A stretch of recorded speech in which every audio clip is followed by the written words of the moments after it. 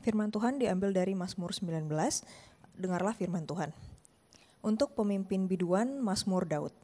Langit menceritakan kemuliaan Allah dan cakrawala memberitakan pekerjaan tangannya. Hari meneruskan berita itu kepada hari dan malam menyampaikan pengetahuan itu kepada malam. Tidak ada berita dan tidak ada kata. Suara mereka tidak terdengar, tetapi gema mereka terpancar ke seluruh dunia dan perkataan mereka sampai ke ujung bumi. Ia memasang kemah di langit untuk matahari, yang keluar bagaikan pengantin laki-laki yang keluar dari kamarnya, girang bagaikan pahlawan yang hendak melakukan perjalanannya. Dari ujung langit ia terbit, dan ia beredar sampai ke ujung yang lain. Tidak ada yang terlindung dari panas sinarnya. Taurat Tuhan itu sempurna, menyegarkan jiwa. Peraturan Tuhan itu teguh, memberikan hikmat kepada orang yang tak berpengalaman. Titah Tuhan itu tepat, menyukakan hati. Perintah Tuhan itu murni, membuat mata bercahaya. Takut akan Tuhan itu suci, tetap ada untuk selamanya. Hukum-hukum Tuhan itu benar, adil semuanya, lebih indah daripada emas, bahkan daripada banyak emas tua. Dan lebih manis daripada madu, bahkan daripada madu tetesan dari sarang lebah. Lagi pula hamba-Mu diperingatkan oleh semuanya itu, dan orang yang berpegang padanya mendapat upah yang besar. Siapakah yang dapat mengetahui kesesatan? Bebaskanlah aku dari apa yang tidak kusadari. Lindungilah hamba-Mu juga terhadap orang yang kurang ajar. Janganlah mereka menguasai aku, maka aku menjadi tak bercela dan bebas dari pelanggaran besar. Mudah-mudahan Engkau berkenan akan ucapan mulutku dan renungan hatiku ya Tuhan, gunung batuku dan penebusku. Demikianlah firman Tuhan. Terima kasih Saudari Yolanda yang sudah membacakan Mazmur 19 yang akan kita sama-sama renungkan dan pelajari hari ini. Mari kita berdoa untuk mendengarkan firman Tuhan. Tuhan,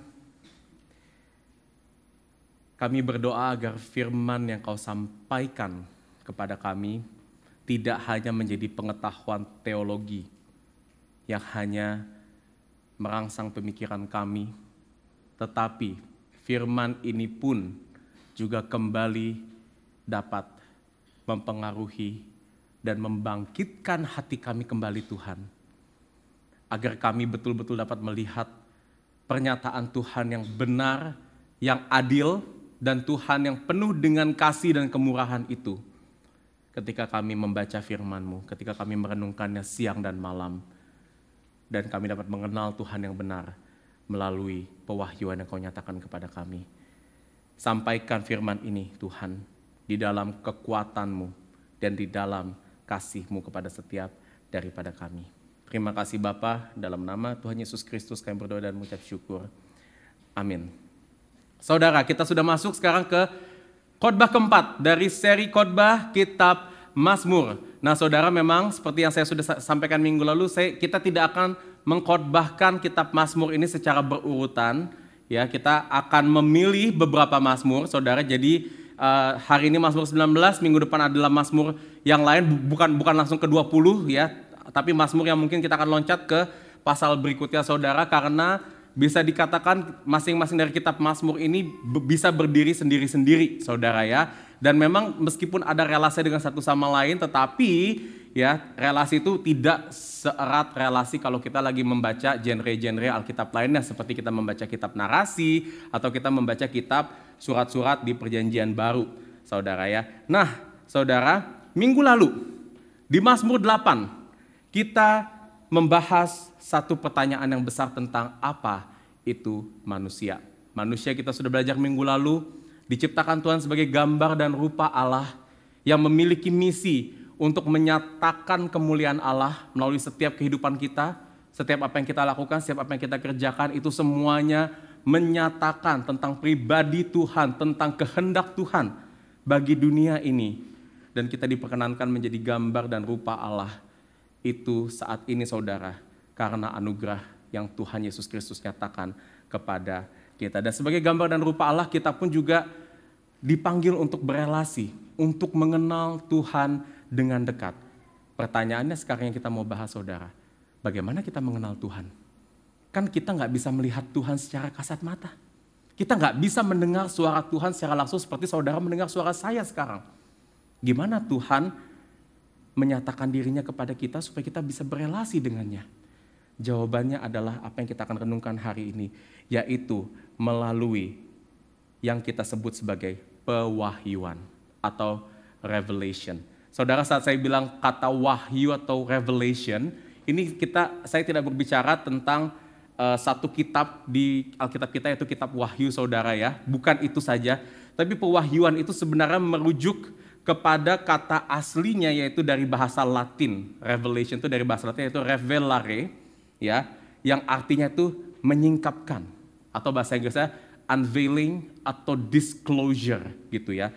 Jadi saudara, dengan pewahyuan ini adalah ini bagaimana Tuhan menyingkapkan tentang dirinya sendiri kepada kita. Dan penyingkapan ini saudara terjadi bukan karena kita atau ada ciptaan-ciptaan yang meminta Tuhan untuk menyingkapkan itu kepada kita, tapi ini semua terjadi karena Tuhan sendiri yang berinisiatif dalam kemurahannya untuk menyatakan dirinya kepada kita. Nah, bagaimana penyikapan Tuhan melalui pewahyuan ini dapat terlihat dalam kehidupan kita? Mazmur 19 menyatakan dalam dua hal saudara, yang akan menjadi dua jenis pewahyuan yang akan kita renungkan bersama-sama dalam khotbah kita hari ini. Ya, dua jenis pewahyuan Tuhan bagi manusia saudara. Yang pertama itu adalah wahyu umum atau yang sering sekali disebut sebagai general revelation, dan yang kedua adalah wahyu khusus yang sering disebut sebagai special revelation. Nah, saudara mungkin yang sudah pernah mempelajari teologi, sudah pernah saudara mungkin mendengar ini saudara ya.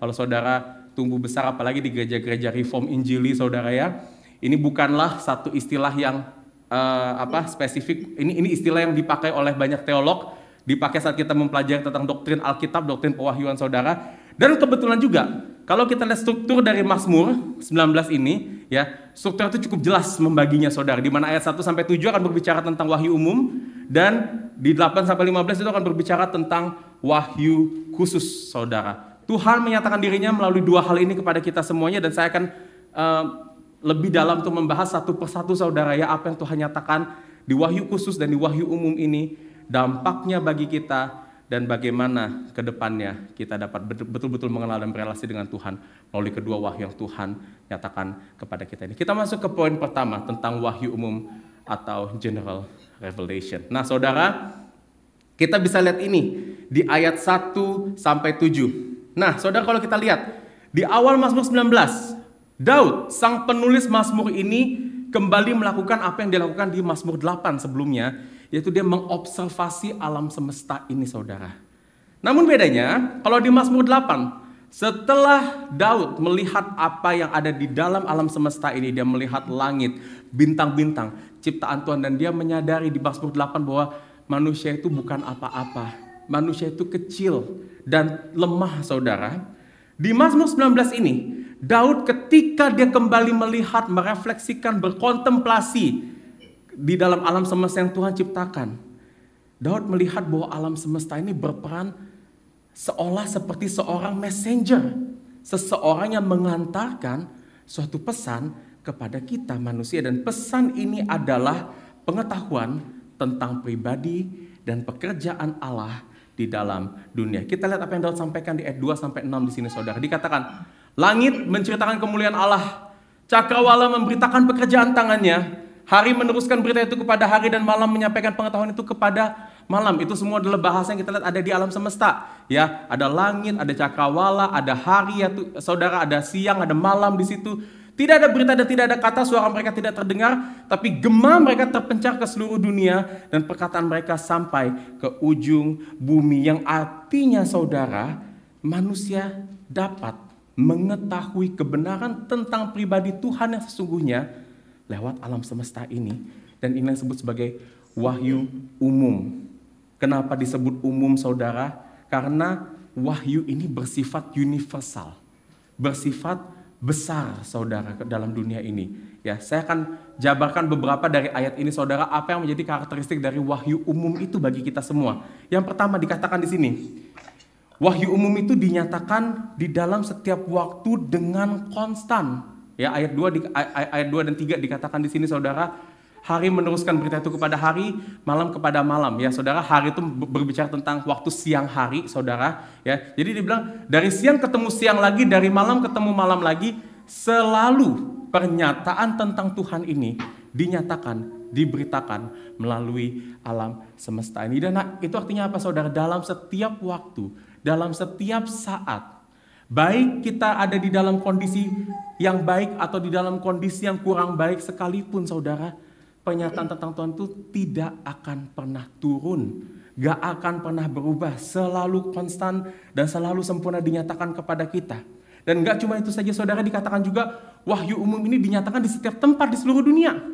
Ayat 5 dikatakan tetapi gema mereka terpencar ke seluruh dunia.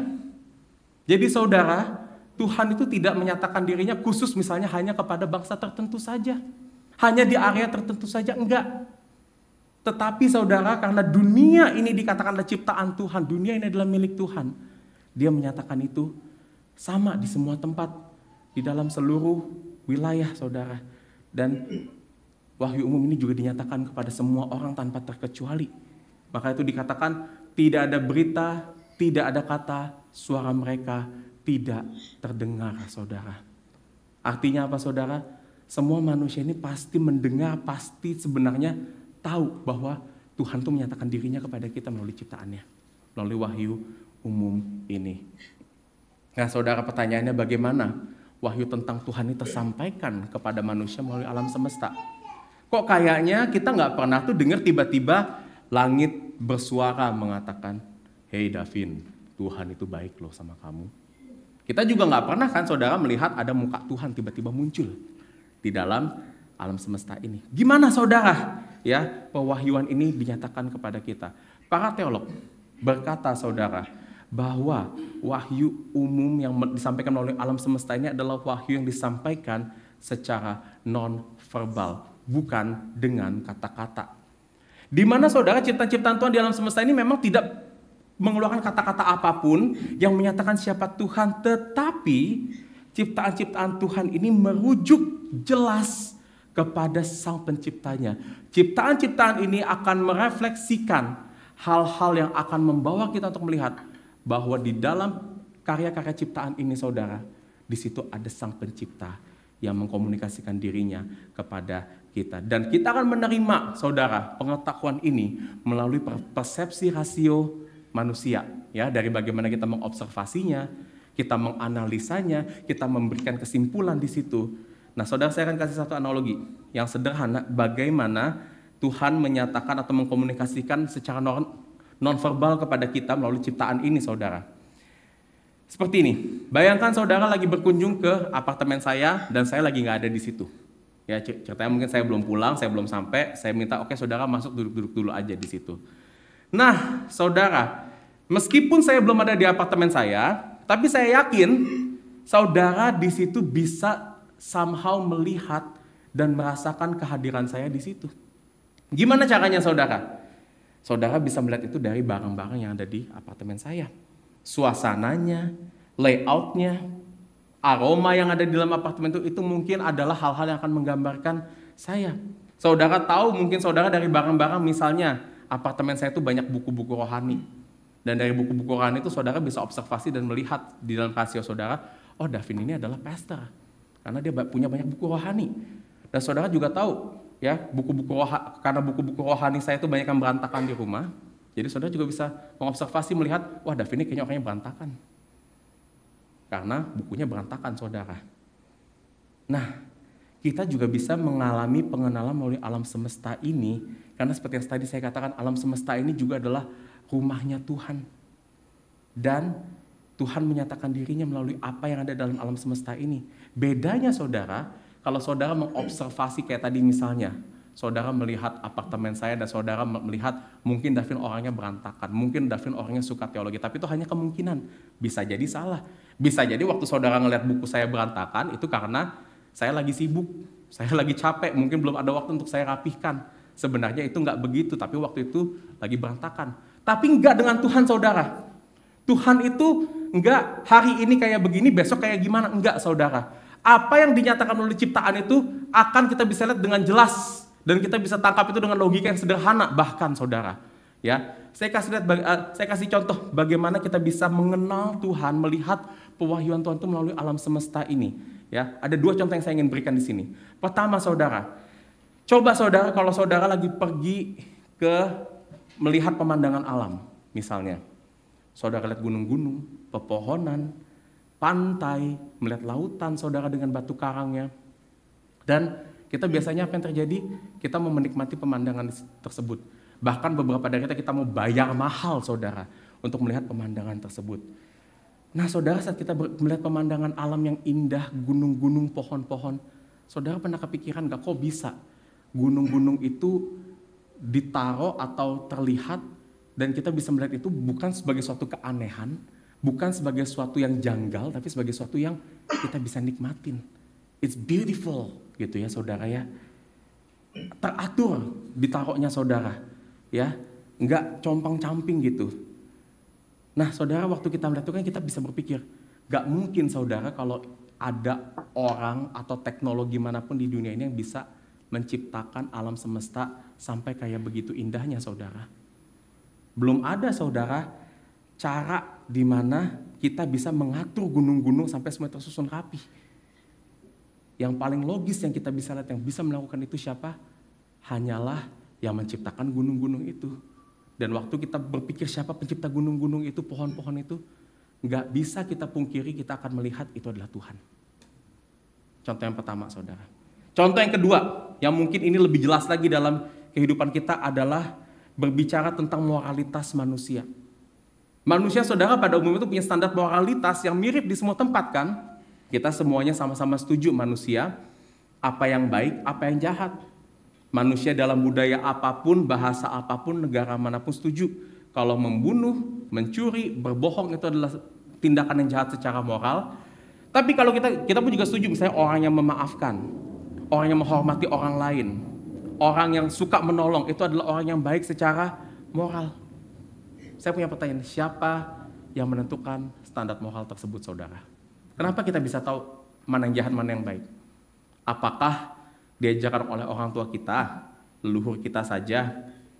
Nggak mungkin, saudara, karena orang tua yang lain, leluhur yang lain juga mengajarkan hal yang sama. Hasil budaya tertentu, kok bisa seseragam itu, saudara?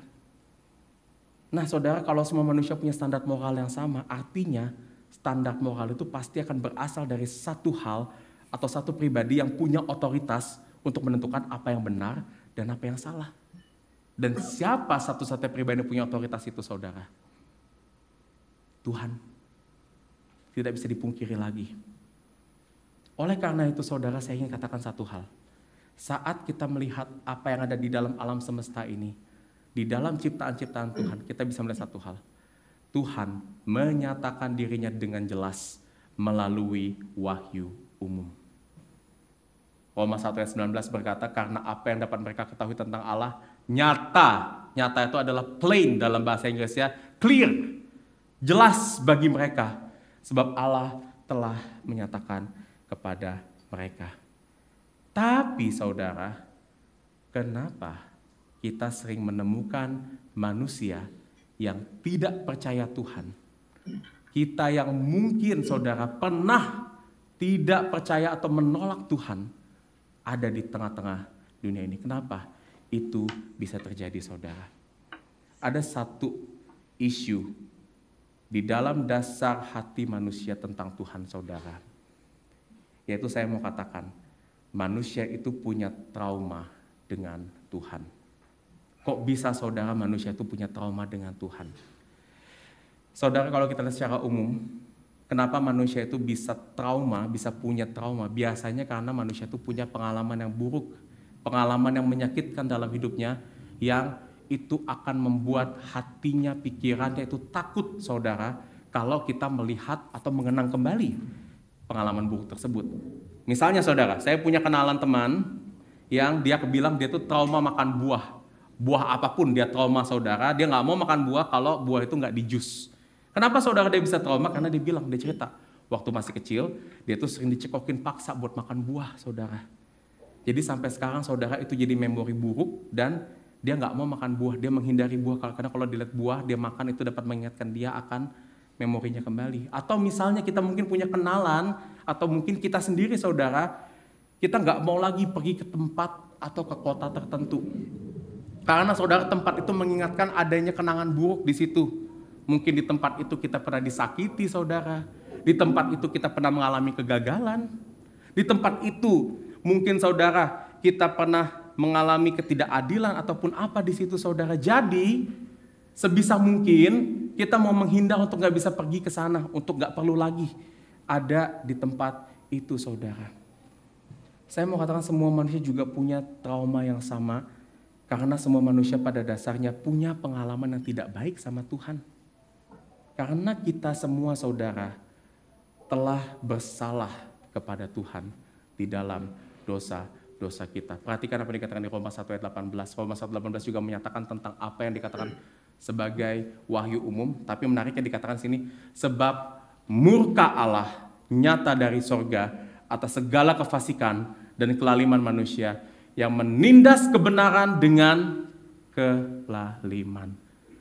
Menariknya saudara, Roma 1 yang dituliskan oleh Rasul Paulus, dia menyimpulkan begini, manusia memang tahu adanya Tuhan, penyataan terhadap Tuhan itu jelas, tetapi saat manusia melihat Tuhan melalui wahyu umum, yang kita lihat itu adalah Allah yang murka terhadap kita, Allah yang murka terhadap dosa-dosa kita. Dan itulah kenapa saudara, kita seperti pada umumnya punya trauma, kita nggak mau berhubungan lagi dengan trauma tersebut. Kita nggak mau diliputi oleh rasa takut. Oleh karena itu apa yang terjadi? Kita mencoba untuk lari dari Tuhan. Kita menghindar dengan cara apa? Kita menekan kebenaran dengan kelaliman. Disitulah yang dikatakan sebagai suppressing the truth, saudara. Gimana manusia melakukan ini, saudara? Bagaimana kita menghindar dari Tuhan yang penyataannya sudah jelas dalam dunia ini? Seorang teolog Belanda, saudara, ya, bernama J.H. Bavinck, ya, beliau ini adalah seorang misionaris di Indonesia dari Belanda saat Indonesia belum merdeka, tahun 1930-an, saudara. Di dalam satu jurnal yang dia tulis berjudul Religious Consciousness and Christian Faith, ada satu pernyataan yang dia sebut seperti ini. Kita perlu terus waspada terhadap kenyataan bahwa ada sesuatu yang rusak dalam kondisi manusia, yaitu manusia telah melawan dan menekan kebenaran tentang Allah tanpa mereka sadari. Proses penekanan ini bekerja seperti mesin tanpa suara, tetapi tidak sepenuhnya. Karena sesekali mereka akan merasakan getarannya dan mereka akan menyadari bahwa ada sesuatu yang tidak beres dalam hidup manusia. Dan dalam kondisi ini, perhatikan kalimat ini, manusia seperti bermain petak umpet dengan Allah, saudara. Gimana kita biasa melakukan ini, saudara? Satu hal yang kita sering lakukan untuk kita menekan kebenaran Allah itu biasa dengan mendistraksi diri kita. Kita menyibukkan diri kita, apakah itu dengan pekerjaan kita, karir kita, pelayanan, atau hobi atau kegiatan-kegiatan lainnya, saudara. Karena kenapa? Saat kita punya kesibukan, di situ biasanya manusia itu nggak stres, nggak jenuh, bisa berfungsi dengan baik. Itu dia kenapa, saudara, biasa orang-orang tuh kalau udah nggak ada kerjaan, apakah biasanya orang sudah pensiun, pengangguran, biasanya itu lebih mudah takut, lebih mudah stres, lebih tidak tenang hatinya, saudara. Karena sebetulnya semua stres, takut, tidak tenang yang kita rasakan kalau kita nggak punya kegiatan, itu dipicu karena sebenarnya rasa traumanya kepada Tuhan menurut Bavinck di sini. Namun masalahnya, saudara, kalau kita mau berusaha hanya ingin lari dari Tuhan, memenuhi diri kita juga dengan kesibukan-kesibukan, saudara, saya ingin katakan, saudara, itu nggak akan menjadi solusi kita di hadapan Tuhan.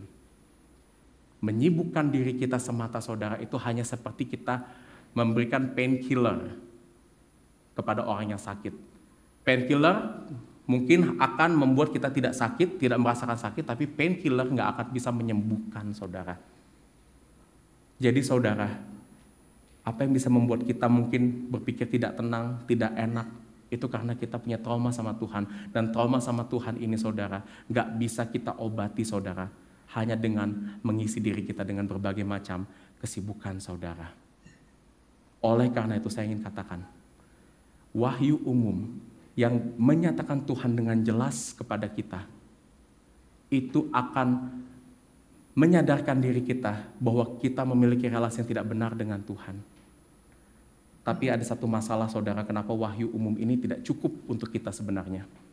Karena wahyu umum ini hanya menyadarkan, tapi wahyu umum tidak dapat memberikan jalan keluar saudara terhadap trauma yang kita miliki dengan Tuhan. Dan untuk itulah saudara, kita memerlukan wahyu yang kedua yang Tuhan nyatakan kepada kita, yang kita sebut sebagai wahyu khusus. Kita masuk ke poin yang kedua, wahyu khusus atau special revelation dari ayat 8 sampai 15. Saudara lihat di sini saudara, di ayat 8 sampai 15, Daud membuka bagian ini dengan langsung berkata, Taurat Tuhan itu sempurna. Karena kenapa saudara? Wahyu khusus ini adalah wahyu yang Tuhan berikan kepada kita bukan dari ciptaan tetapi melalui kata-katanya. Ini adalah wahyu yang diberikan secara verbal dan itu diberikan langsung kepada kita, kepada manusia di dalam apa yang kita sebut sebagai Taurat Tuhan atau firman Tuhan saudara. Dan saya ingin kasih perbandingan kepada kita semuanya saudara. Apa yang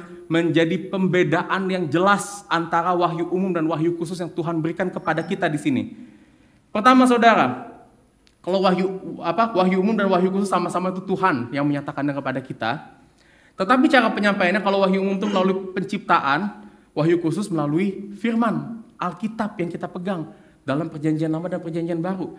Dan ini yang menarik saudara, bagaimana cara manusia menerimanya. Kalau dalam wahyu umum, kita menerima pernyataan tentang Tuhan dengan kita harus persepsi rasio kita mengobservasi. Tetapi menariknya, di dalam wahyu khusus, kita menerima firman Tuhan itu melalui apa yang dikatakan sebagai iluminasi Roh Kudus. Iluminasi itu adalah pencerahan saudara.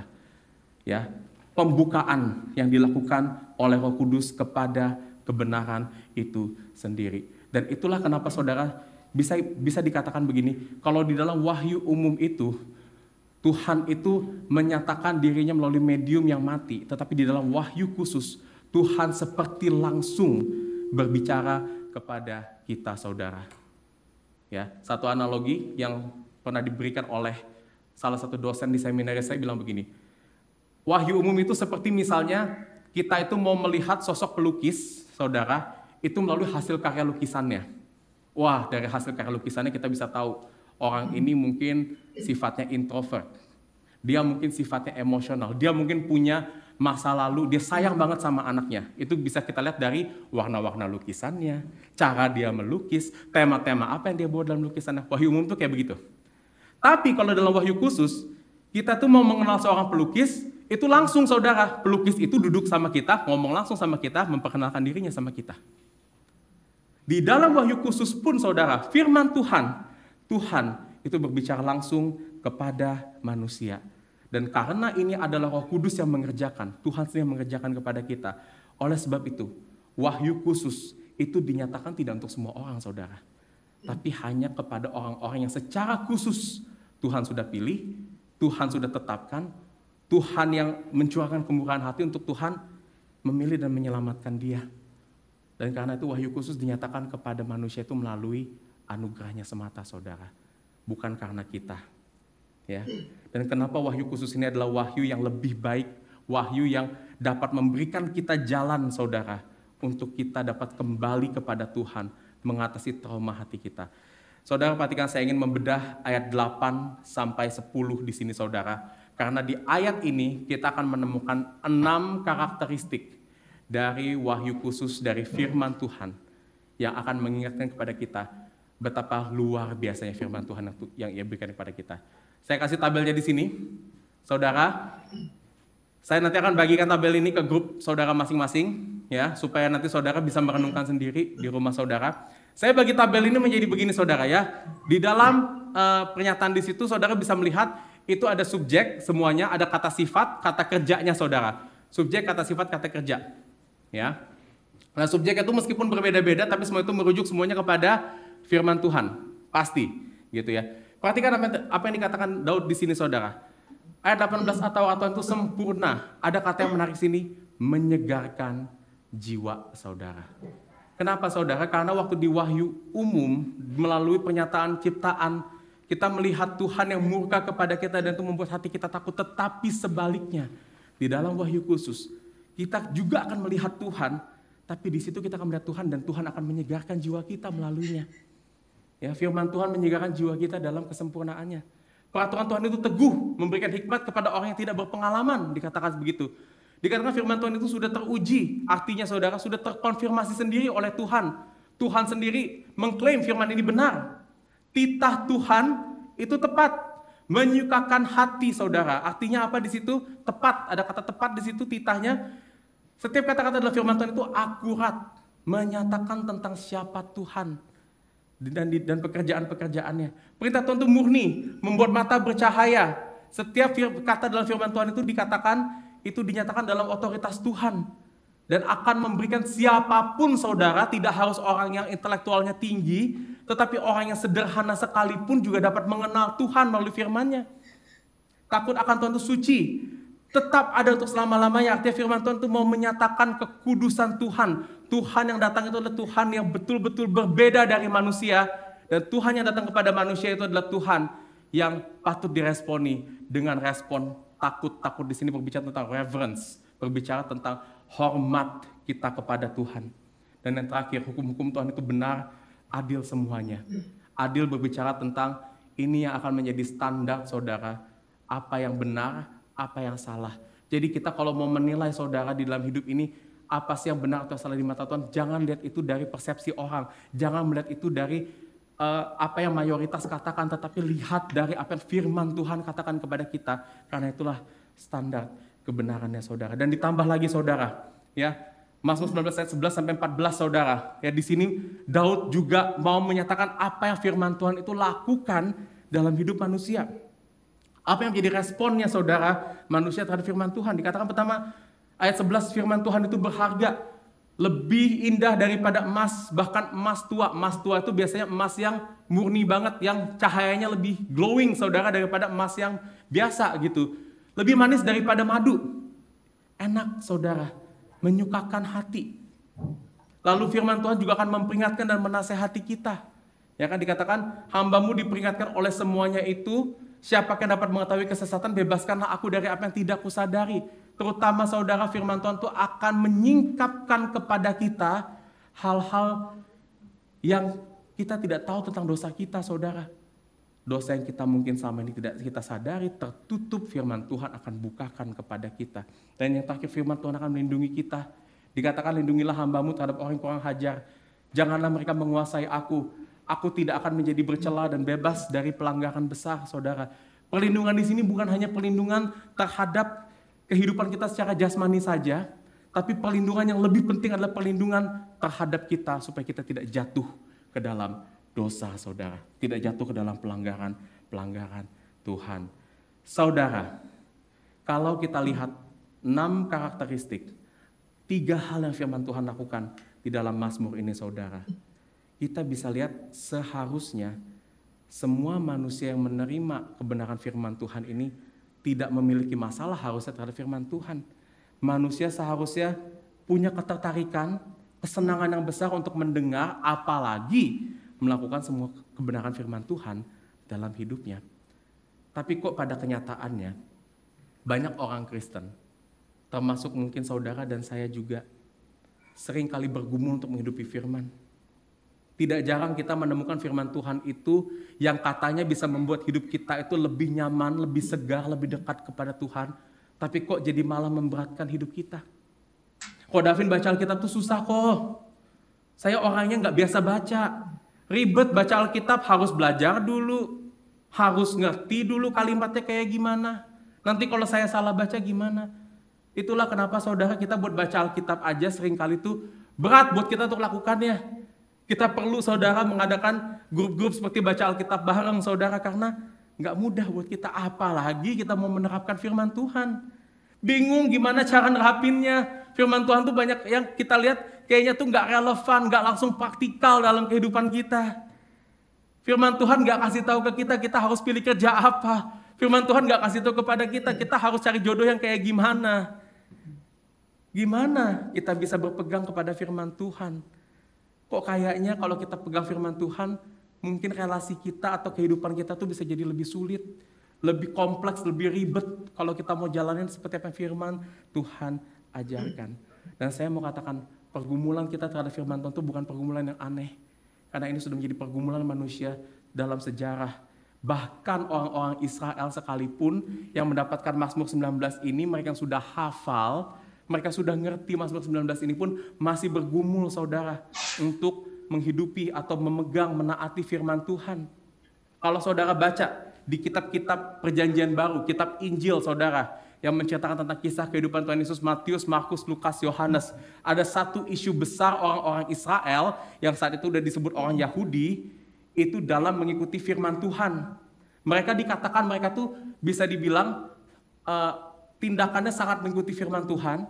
Mereka bahkan saudara di kitab perjanjian baru itu membuat tafsiran firman Tuhan secara ketat untuk mereka bisa ikuti dengan seksama saudara. Ya, dengan harapan mereka bisa ikuti dengan sempurna. Tapi kalau saudara perhatikan, apa yang terjadi di kitab Matius, Markus, Lukas, Yohanes saat Tuhan Yesus berhadapan dengan orang-orang Farisi. Tuhan sering menegur mereka, saudara. Menegur mereka karena hal ini. Kenapa bisa begitu, saudara? Karena waktu kita melihat orang-orang Yahudi di Matius, Markus, Lukas, Yohanes menjalankan firman Tuhan itu bukan dengan hati yang benar, tapi dengan hati yang terpaksa. Yang akhirnya firman Tuhan itu menjadi beban berat bagi hidup mereka. Dan ini bisa terjadi saudara. Firman Tuhan juga bisa menjadi beban berat bagi kehidupan kita. Karena kita salah fokus dalam menaatinya. Di mana saudara kita seringkali berusaha untuk menaati firman Tuhan itu dengan kita berpusat pada usaha dan kemampuan kita sendiri. Dan kita cenderung berpikir begini, kalau kita berhasil menaati firman Tuhan, dengan usaha dan kemampuan kita sendiri, maka nanti Tuhan itu akan berkenan kepada kita. Tuhan akan memberkati hidup kita. Apakah itu kita berpikir kalau kita taat sama Tuhan, maka Tuhan akan melancarkan usaha kita? Kalau kita taat sama firman Tuhan, kita mungkin pikir kita akan bebas dari masalah. Kalau kita menaati firman Tuhan, Tuhan akan mengabulkan apa yang kita inginkan. Dan saudara, kalau kita masih punya pemikiran seperti ini, kita masih mau menaruh pusat firman Tuhan itu bukan kepada diri kita sendiri, saudara.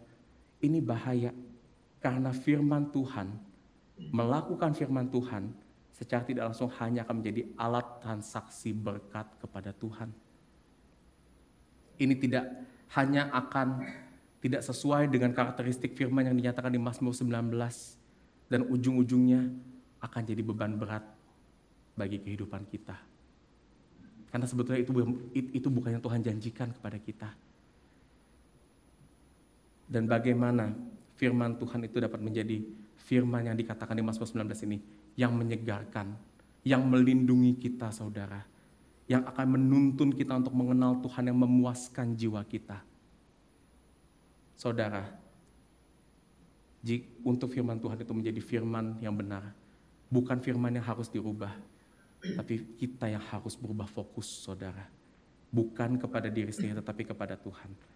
Perhatikan di akhir Mazmur ini, 19 ayat 15. Daud menutup Mazmur ini dengan suatu permohonan kepada Tuhan. Saat dia sudah berkontemplasi, memikirkan, merenungkan apa itu firman Tuhan, dia katakan seperti ini. Mudah-mudahan Engkau berkenan akan ucapan mulutku dan renungan hatiku ya Tuhan. Perhatikan ini, gunung batu dan penebusku. Daud menyatakan Tuhan sebagai gunung batu dan penebus, dan ini adalah dua nama Tuhan yang menyatakan karya utama Tuhan yang ia nyatakan melalui firman-Nya, melalui wahyu khusus kepada manusia saudara. Dan pertanyaannya, bagaimana Tuhan menjadi gunung batu dan penebus kita saudara. Nah, saya ingin kembali ke tabel 6 karakteristik firman Tuhan ini saudara, yang tadi kita sudah lihat saudara. Sekarang saya ingin kita untuk melakukan satu hal. Coba kita ganti saudara, subjeknya itu semua dengan satu subjek, Yesus. Apakah karakteristiknya masih tetap nyambung kalau kita kaitkan Yesus dengan semua kata sifat dan semua kata kerja dan semua artinya yang ada di sini? The answer is yes, teman-teman. Mazmur 19 tidak hanya berbicara tentang karakteristik firman Tuhan, tetapi juga karakteristik Tuhan Yesus Tuhan dan Juru Selamat kita. Apa yang firman Tuhan kerjakan juga adalah apa yang Yesus kerjakan di dalam pelayanannya bagi kita. Yohanes 1 ayat 14, tadi kita sudah singgung saudara sedikit di ayat panggilan ibadah kita saudara dari Yohanes 1. Dikatakan Yesus itu adalah firman yang telah menjadi manusia dan dia diam di antara kita. Matius 5 ayat 17, Yesus sendiri berkata, dia datang ke dalam dunia ini saudara bukan untuk meniadakan hukum Taurat, bukan untuk meniadakan firman, tetapi untuk menggenapinya saudara. Dan bagaimana Yesus menggenapkan hukum Taurat bagi kita semua saudara. Dengan ini, Yesus menggenapi hukum Taurat di dalam ketaatan yang penuh. Supaya apa saudara? Ketaatannya Yesus itu bisa dianugerahkan kepada kita yang gak taat. Yesus menggenapi hukum Taurat juga di dalam kematiannya di atas kayu salib untuk menebus dosa-dosa kita. Supaya apa saudara? Masalah trauma kita yang terutama kepada Tuhan, ketakutan kita kepada Tuhan, itu bisa diangkat seluruhnya. Karena kenapa? Dosa-dosa kita diampuni sepenuhnya oleh Tuhan.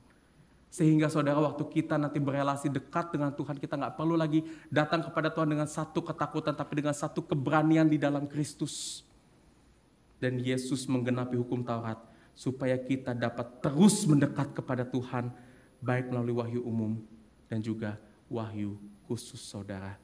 Yesus menggenapi hukum Taurat supaya kita dapat menaruh usaha dan ketakutan Tuhan sebagai fokusnya dan menghidupi firman Tuhan bukan untuk aktualisasi diri, menghidupi firman Tuhan bukan untuk kita mendapatkan berkat yang lebih dari Tuhan, atau kita menghidupi firman Tuhan bukan supaya kita terhindar dari masalah, tapi karena Yesus sudah menggenapi hukum Taurat, dia sudah menebus dan mati bagi dosa-dosa kita. Maka saudara melalui hukum Taurat, melalui firman Tuhan, melalui pewahyuan Tuhan, kita bisa mengenal Tuhan dengan benar selagi kita menikmati relasi persekutuan dengannya. Dan untuk kita juga menjadi berkat Tuhan bagi dunia ini. Saya akan menutup khotbah ini dengan satu ayat yang saya yakin kita semua sudah pernah dengar, kita semua sudah tahu dan ini sangat related dengan apa yang kita pelajari hari ini. Matius 11 ayat 28 sampai 30. Ya. Kita sering dengar ini adalah satu ayat yang menghibur kita. Karena Yesus berkata, marilah kepadaku yang letih lesu dan berbeban berat. Dan kalau saudara kita berbicara tentang konteks orang Yahudi, seperti yang tadi saya katakan, letih lesu dan terbeban berat ini terjadi karena apa saudara? Karena mereka itu dituntut secara terpaksa untuk mengerjakan hukum Taurat dengan usaha dan motivasi mereka yang tidak mungkin bisa berhasil, yang hanya akan memberatkan diri mereka. Tapi di sini Yesus berkata, hei kamu, yang tadi motivasinya salah mengikut aku. Yang hei kamu, yang hari ini kamu merasa berat karena kamu pikir harus mengikuti firman Tuhan menurut persepsimu. Datang kepadaku. Dan katakan apa? Aku akan memberi kelegaan kepadamu. Dan perhatikan di ayat 29 dan 30. Bagaimana Tuhan Yesus memberi kelegaan kepada kita. Dia katakan, pikulah kuk yang kupasang dan belajarlah daripadaku. Saudara, ini menarik saudara. Kita berpikir kelegaan itu adalah terbebas dari segala-galanya. Kita berpikir di dalam dunia ini kelegaan itu adalah kita tidak memiliki batasan atau hambatan atau peraturan apapun. That's why kita lega. Kita berpikir kita lega kalau kita bebas sepenuh-penuhnya saudara dalam dunia ini. Tetapi Yesus berkata dia akan memberikan kelegaan dengan memasang kuk. Kuk ini apa saudara? Kuk ini merujuk kepada seluruh firman Tuhan. Tetapi ini adalah firman Tuhan yang kita kerjakan dengan fokus di dalam Tuhan. Maka itu saudara dia bilang belajar daripadaku.